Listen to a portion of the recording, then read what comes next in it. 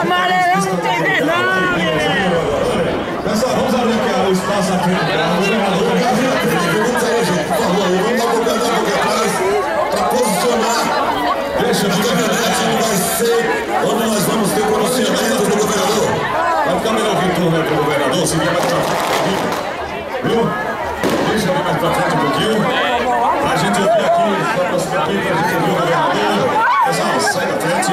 Oi, para nós se aproximando do carro, com o microfone sem fio. Senador Pinheiro, também acompanhando aqui o governador Jacques Wagner, nosso deputado João Bacelar. Deputado João Bacelar também presente, Valdinei.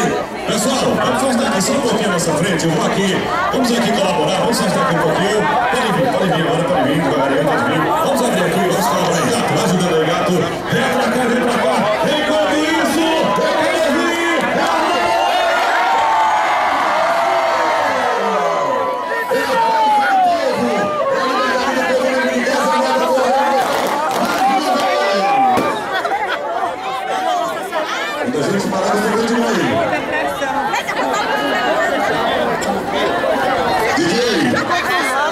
Gente, nós queremos deixa eu subir aqui rapidinho, para a gente fazer o cerimonial aqui.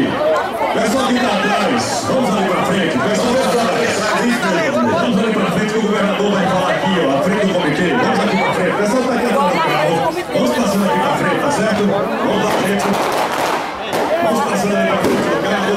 Vamos todos para cá, aqui para frente, para que a gente mostre esta manhã a força do povo de Casa Nova, governador.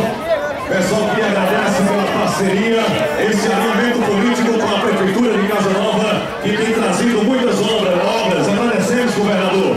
Em primeiro lugar, pela grande obra, a recuperação da BR-135, atendendo o pedido do prefeito Orlando Xavier e outros prefeitos da região. O senhor fez essa recuperação que beneficia toda a nossa região. Queremos agradecer também pelas verbas para calçamento e outras realizações de programas sociais que tem aqui o seu apoio e seu incentivo. Tá certo, governador? Muito obrigado pela sua presença. Mas nós vamos aqui agora mostrar para o governador qual é a força de Casa Nova. Quem é 22, levante a mão.